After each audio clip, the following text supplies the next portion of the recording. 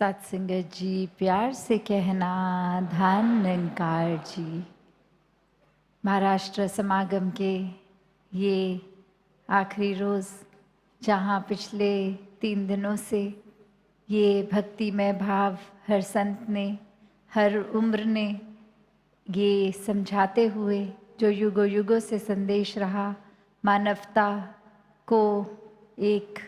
वाक्य ही ज़रूरत हर युग में जो रही, ये प्यार की, सत्कार की, करुणा की, दया की, एक सच्चाई की जो हर समय की सच्चाई है, जो परिवर्तित नहीं होती, ये परमात्मा, ये निराकार का जीवन में होना। और आज भी ये सच्चाई हर कोई अपने संग रख रहा है। तो जैसे इस जगह का भी नाम है सांगली, तो हमने ये सच्चाई सांग ली कि ये संग रख ली।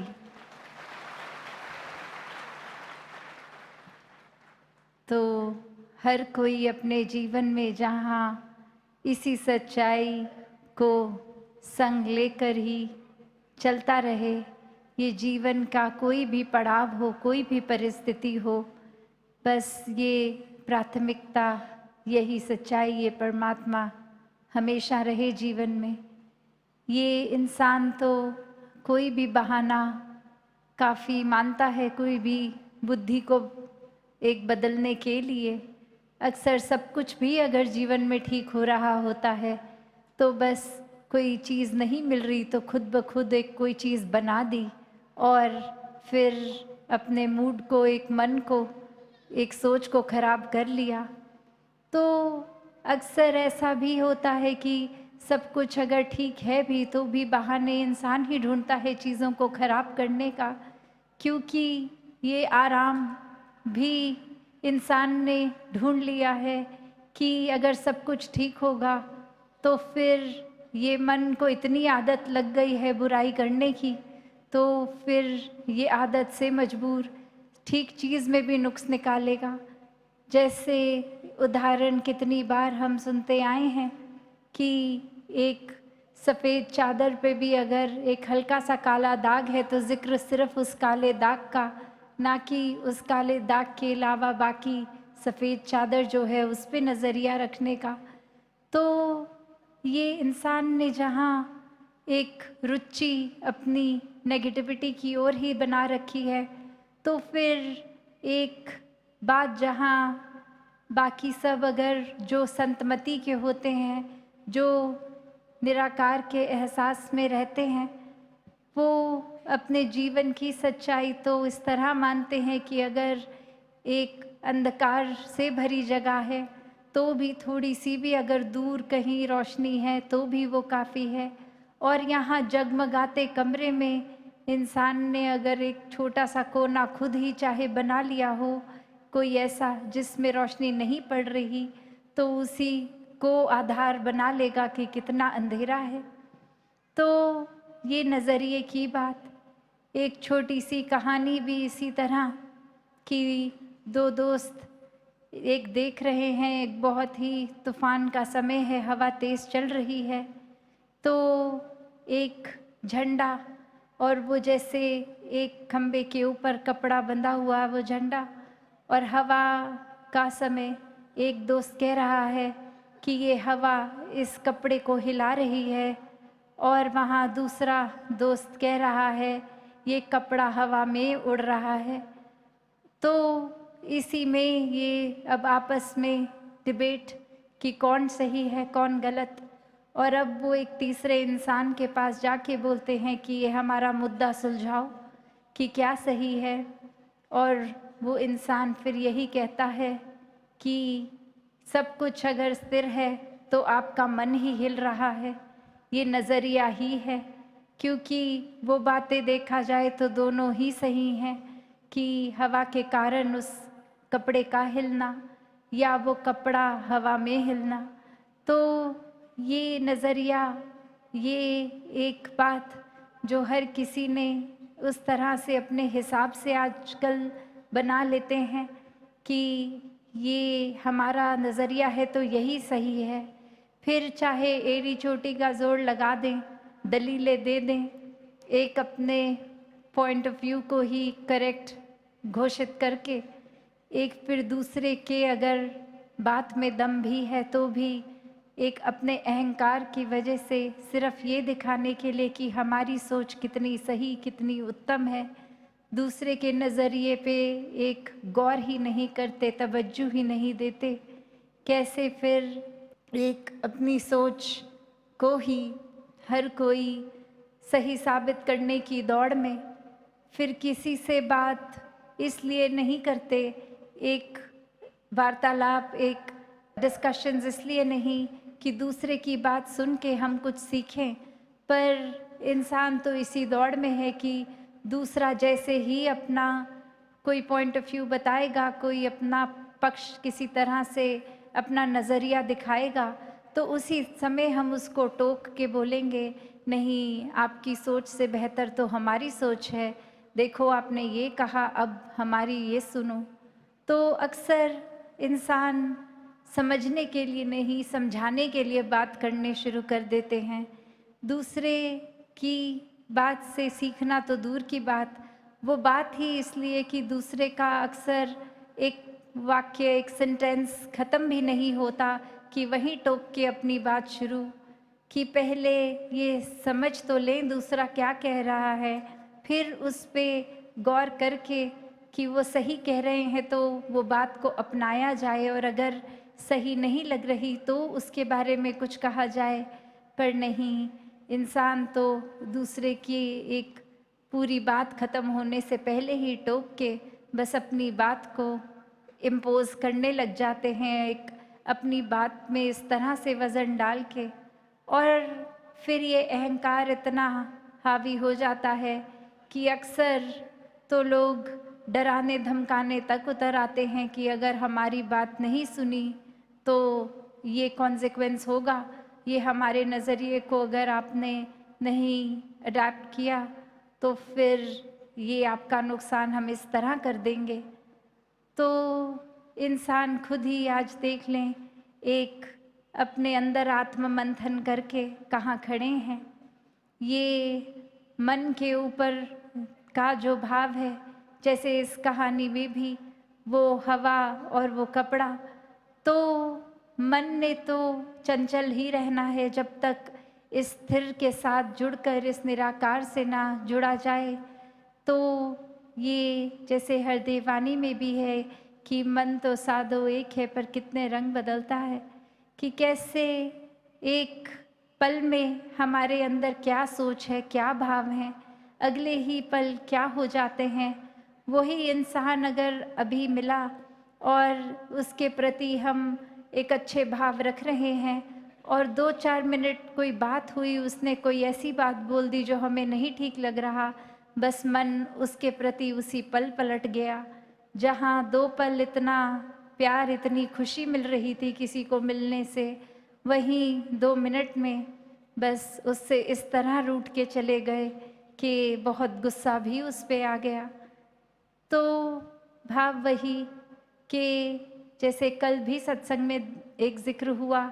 कि मन का ये बंदर जैसा रूप, ये उछल कूद एक जगह टिक कर नहीं रहना, और ये स्थिर का जब साथ मन का हो जाता है तो फिर मनमत नहीं, ये संतमति ये गुरमत से काम आता है। और फिर इस सच के साथ जुड़कर हर समय का सच ये साथ लेकर, ये ब्रह्म ज्ञान द्वारा निराकार के साथ फिर ये जीवन एक हर पल का भक्ति में डूबकर प्यार में डूबकर जिया जाता है। फिर दूसरों का बुरा नहीं, दूसरों के भले के लिए दिन रात एक इकट्ठा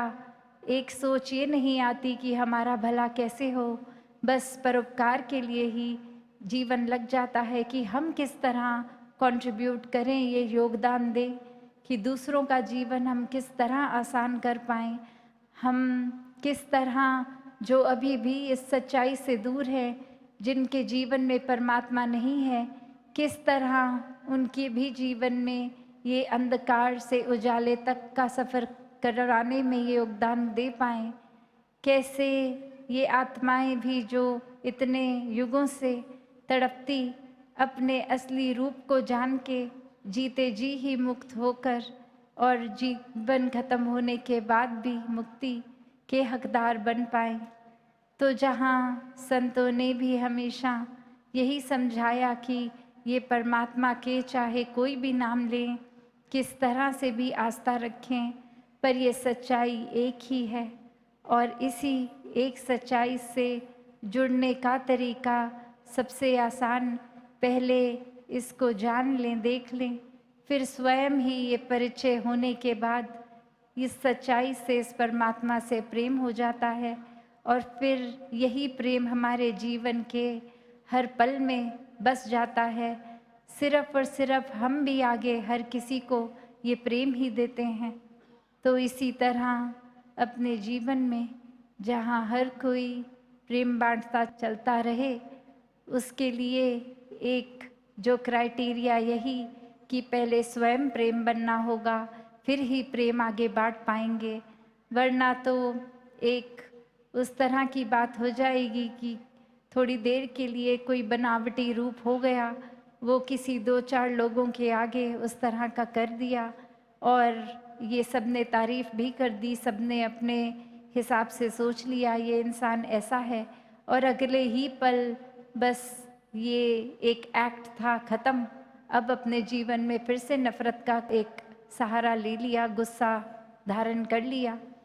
तो फिर ये प्रेम तो सिर्फ दिखावट का, पर संतों के जीवन में दिखावट, छल कपट ऐसा कुछ भी नहीं होता। एक बहुत ही सरल जीवन, सहज जीवन, इस परमात्मा के रंग में रंगा हुआ जीवन, जो हर एक की भलाई, हर एक की अच्छाई के लिए ही पल पल जिया जाता है। और ऐसा ही जीवन सभी संत आज भी जी रहे हैं। एक अपने सुधार के लिए ये जो आत्ममंथन की भी बात आती है कि आत्ममंथन करते हुए हर पल खुद को ही तराजू में रखते हैं संत कि कहीं हम तो गलत नहीं जा रहे, दूसरे की नहीं देखना जीवन उस तरह की वो सही कुछ कर रहे हैं कि नहीं, पर क्या हम कर रहे हैं सही या नहीं। नहीं कर रहे तो संतों को एक वो भी झिझक नहीं होती कि यहाँ ईगो नहीं हर्ट होती, पता है गलती हुई तो अब संवारेंगे भी, वो जिम्मेवारी लेना, वो चेतनता। तो हर कोई अपने जीवन में भक्ति से युक्त होते रहे, एक दूसरे की बात को सुने समझने के लिए, ना कि सिर्फ इसलिए ये साबित करने के लिए कि हमारी सोच आपसे बेहतर है, हम आपसे बेहतर हैं, हमारा राज्य आपसे बेहतर है, हमारी एक कल्चर आपसे बेहतर है, हमारा एक रहन सहन का तरीका, खाने पीने का आपसे बेहतर है, हमारा रंग आपसे बेहतर है, हमारी ओरिएंटेशन आपसे बेहतर है। नहीं, सब में ही परमात्मा का रूप है, सभी एक समान हैं। एक परमात्मा के दर्शन जब जीवन में हो जाते हैं तो चहुँ ओर बस परमात्मा ही नज़र आता है और ऐसा ही जीवन सभी के हिस्से आए, ये सेवा सिमरन सत्संग सभी के हिस्से आए। और जहाँ ये रूप के ये समागम के तैयारियों की भी आज बात चली कि कैसे इतने समय से, महीनों से सब यहाँ सेवा में योगदान दे रहे हैं, जो आ सके वो भी, जो नहीं आ सके उनका भी सेवा का भाव परवान। तो हर कोई इसी तरह सेवा सिमरन सत्संग के